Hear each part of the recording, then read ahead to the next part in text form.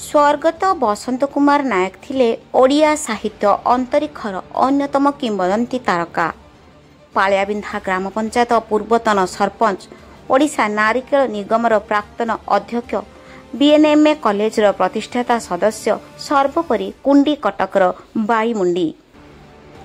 तांको भली समाजसेवी माने जुगभूमिर वार्ता बहन करिबारे सक्षम होइथांती बोली सम्मानित अतिथि माने जोगदेई मत व्यक्त करथिले। एही अवसर में भद्रक जिला तिहिडी ब्लॉक पालियाबिंधा ग्राम स्थित निज बासभवन में रविवार दिन अध्यापक गाल्पिक स्तंभकार डॉक्टर विश्वरंजन दासଙ୍କ सभापतित्व में स्वर्गत बसंत कुमार नायक एकादशाह एवं श्रद्धांजलि सभा अनुष्ठित हो जाइछि। स्वर्गत बसंत कुमार नायक स्मृति उद्देश्य एक स्मरणिका प्रभावंत बसंत उन्मोचित होइथिला। सम्मानित अतिथि भावे भद्रक विधायक सीतांशु शेखर महापात्र, पूर्वतन मंत्री अविधायक प्रफुल्ल सामल, पूर्वतन विधायक राजेंद्र प्रसाद दास, बीजेडी राज्य सांगठनिक संपादक प्रणव प्रकाश दास समेत विशिष्ट व्यक्ति माने श्रद्धासुमन अर्पण करने सहित स्मृतिचारण करथिले।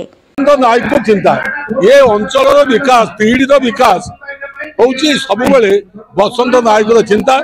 आपण भावंतु ताको आधारित 75 वर्ष पाखापाखि हम ये 75 वर्ष भितर युवक सुलभ जेकोसी समस्या कार्य आसी सी सब कार्य को आगे कौन विपद आसला आगे छिड़ा सब एमएलए तो जो कार्य आहरी उच्चतर कार्य किंतु अनेक धारणा थाए यदि परिचय एमएलए की पूर्वतन विधायक न होता है तार टे गुण विशेषण टे कमी जाए।